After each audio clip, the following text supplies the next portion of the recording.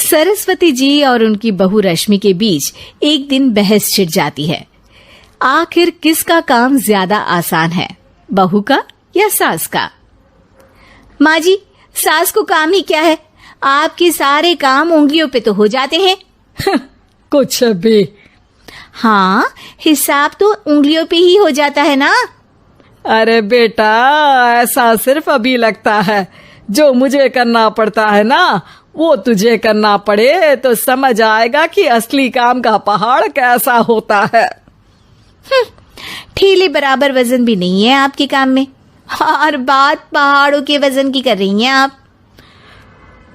तू ऐसा करती ही क्या है घर में बेटा, ये तो बता मुझे। मैं थोड़ी ना कुछ करती हूँ, सब जादू से हो रहा है इस घर में। अरे एक दिन मेरा काम करोगी तो समझ आएगा। Okay okay, shut up. कल से मैं घर के काम करूंगी और तू मेरी जगह हर चीज का हिसाब रखना, ठीक है? ठीक है, ये भी कर लेते हैं। ये सास बहू की डील के बारे में रश्मि के पति अमन को नहीं पता था और ना ही अमन के पिताजी सुरेश जी को। पर गेहूं के साथ साथ जैसे घुन भी पिस जाता है, ये दोनों भी पीसने वाले थे। सुबह अमन उठकर रेडी होता है ऑफिस जाने के लिए, तो पता है उसके कपड़े नहीं निकले हुए हैं। अरे रश्मि, तुमने मेरे कपड़े नहीं निकाले? अपनी माँ से पूछो ना, उन्हीं का काम है ये। अमन अपनी माँ के पास जाता है। अब मेरे कपड़े आज आप देने वाले हो क्या माँ? हाँ, देना तो मुझे ही चाहिए, पर तेरी बहू ने कपड़े धोने ही नहीं डाले, तो कोई भी धुला हुआ कपड़ा नहीं है बेटा। हैं? ऐसा क्यों? कपड़े तो धोने आप ही देते हो ना माँ? अरे बहू ने तुझे बताया नहीं, अब हम अदल बदल गए हैं। मैं अब बहू और तेरी बीवी सास। अमन परेशान हो गया। वो बिना इस्त्री के कपड़े पहनकर ऑफिस चला गया। सरस्वती जी अपने घुटने के दर्द के कारण झुककर घर साफ नहीं कर पा रही थी और ना ही खाना बनाना याद रख पाई। उधर रश्मि पहले ही दिन घर की चाबी घुमा चुकी थी और 300 रुपए का हिसाब अलग नहीं मिल रहा था। पर दोनों का ही घमंड कैलाश पर्वत से भी बड़ा था और दोनों ही खेमे एक दूसरे की बात मानने को बिल्कुल तैयार नहीं थे। शाम को जब सुरेश जी और अमन खाना खाने बैठते हैं तो सरस्वती जी उनके सामने गाजर और पपीते लाकर रख देती हैं। अरे माँ, ये क्या है? ख्याली पुलाव के साथ सलाद। माँ जी खाना बनाना भूल गई लगता है। अरे एक एक चमन्नी का हिसाब है मेरे पास, खाना बनाना कैसे भूल जाऊंगी? ये तो मैंने पढ़ा था कि फल फ्रूट खाने से सेहत अच्छी रहती है, इसीलिए ये ले, एक फल खा ले। रात को सुरेश जी और अमन अपनी मीटिंग बिठाते हैं अकेले में। बाबूजी, इनकी लड़ाई के कारण ना हमें ठीक से खाना मिल रहा है, उल्टा घर के सारे काम रुक गए हैं। हाँ बेटा, 2 भैंसों की लड़ाई में बेचारे खेत के पौधों का भी नुकसान हो रहा है।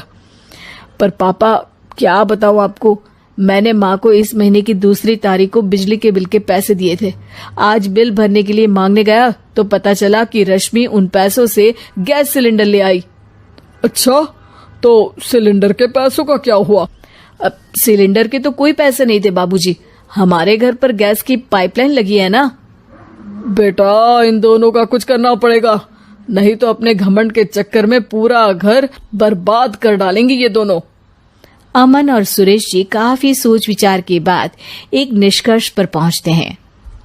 रात ही को दोनों अपनी पत्नियों की अलमारी से नई साड़ी निकालते हैं और सुबह जब रश्मि और सरस्वती जी उठते हैं तो देखते हैं कि दोनों पति साड़ी पहनकर चढ़ाव पर सब्जियां काट रहे हैं। अरे ये सब क्या हो रहा है? क्या हो रहा है मतलब? हाँ, आप दोनों अदल बदल हो सकते हो तो हम क्यों नहीं? अरे क्या मतलब? नहीं नहीं, मेरी भी बचपन से किसी की बहू बनने की इच्छा थी, तो आज से सरस्वती तुम बड़ी बहू, मैं मिडल बहू और अमन छोटी बहू। अरे लेकिन सब घर पर बैठ जाएंगे तो कमाएगा कौन? ये घर कैसे चलेगा?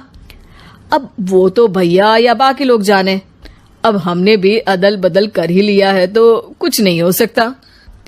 रश्मि और सरस्वती जी को समझ में आ जाता है कि उन दोनों की आपस की डील की वजह से इन दोनों को बहुत तकलीफ हो रही है और उनके ईगो ने दूसरों को कितनी यातनाएं दी है। अब असल में माँ जी आप सही थी, सास बनना बहुत मुश्किल है।